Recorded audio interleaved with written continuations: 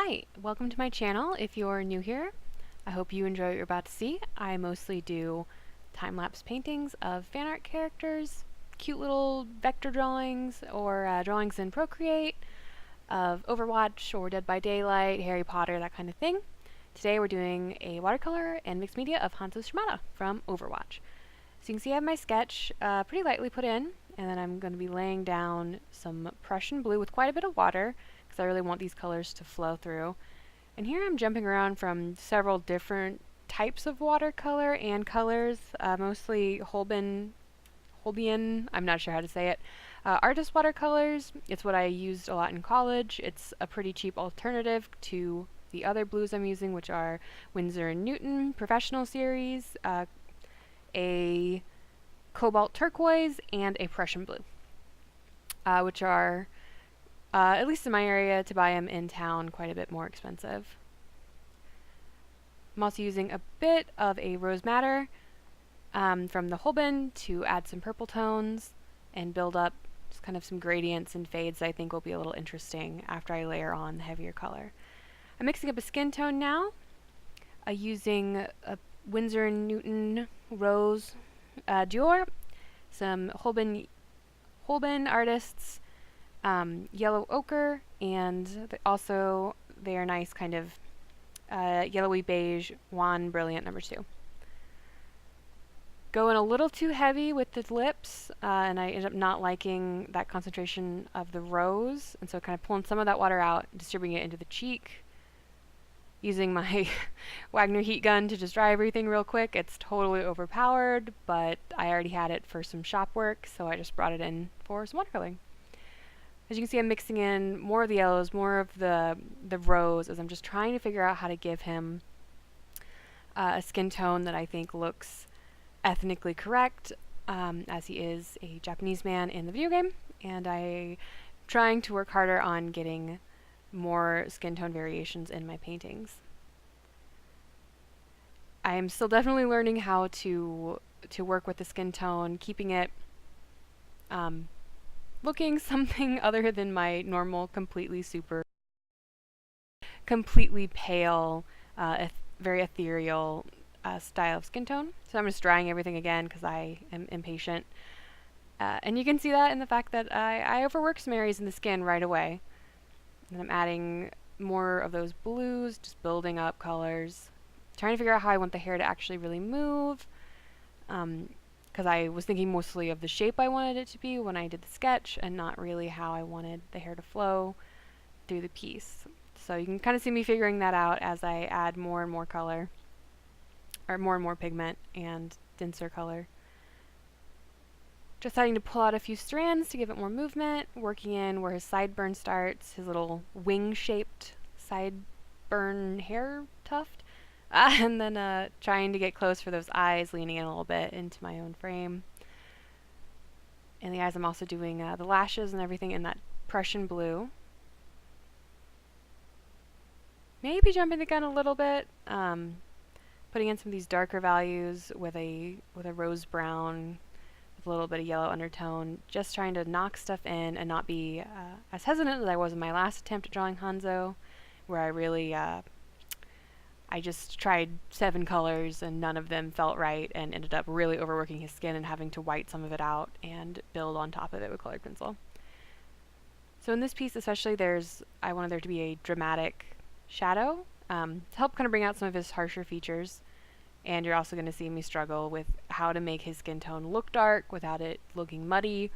I am not entirely satisfied with how it came out, but I feel like it is a little better than the last time I painted him. So we're learning!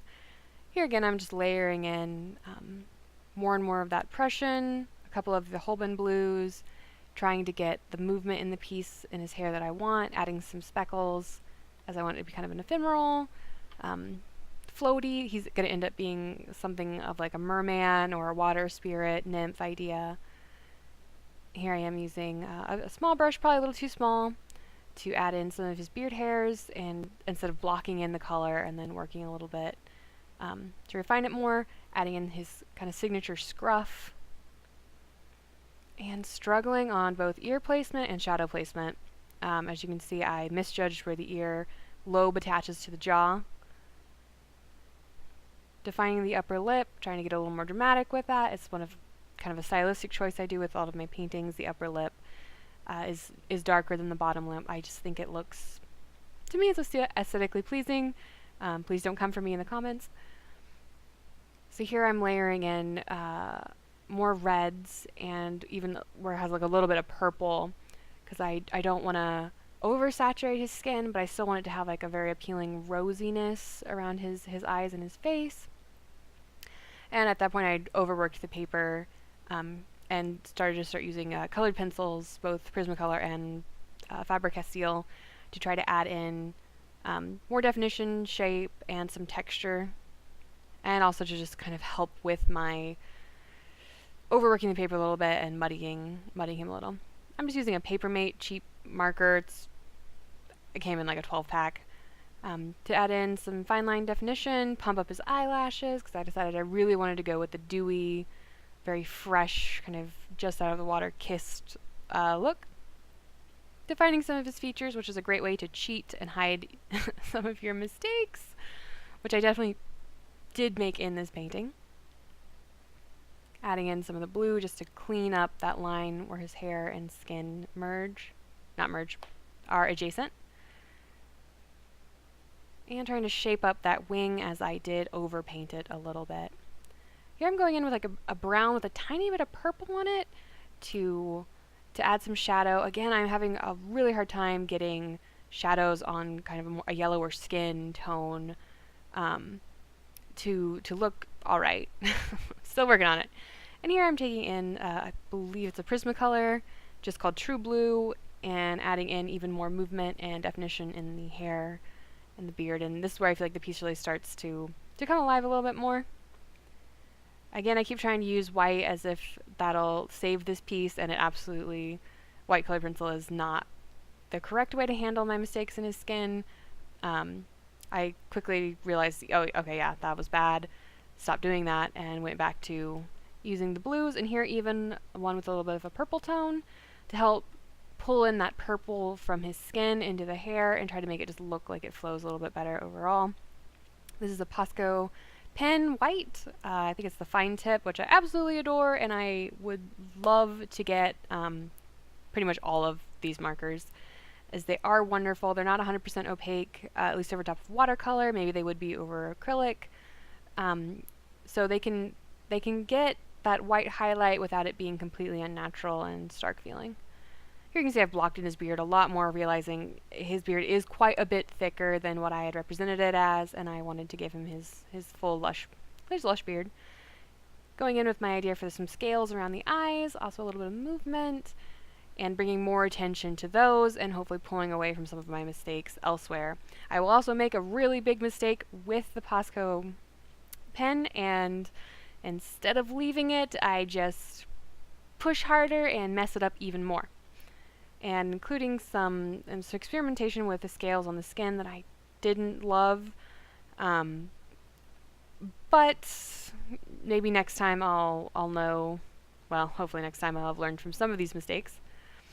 I'm going in now with a Tombow marker just to add some blue undertones to the skin in places, making more mistakes, and adding some kind of like bubbly dots and stuff to kind of play up that water theme. You can see me try to repair where I messed up, where I was going to do a gill, then try to do scales, then try to cover those scales.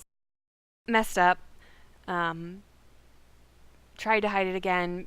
I just really destroyed this part of his neck, and kind of went with okay, we'll just bigger scales to provide some coverage. That soaked up some of the purple and red from his skin tone. So I tried to do blue. And this is the finished product coming down. Overall, I feel like I learned a lot, and the piece is still pretty aesthetically pleasing to me. But nothing is perfect. I learned a lot. Hopefully sharing this and leaving in all of my mistakes could maybe help somebody else learn how to handle this medium and mixing mediums themselves. So if you liked the video, please hit like and subscribe for more. I do these pretty often, including non-Overwatch characters, and I just had a succulent one go up, and I'm going to have another coming later this week. So thanks for listening, guys, and watching. Bye!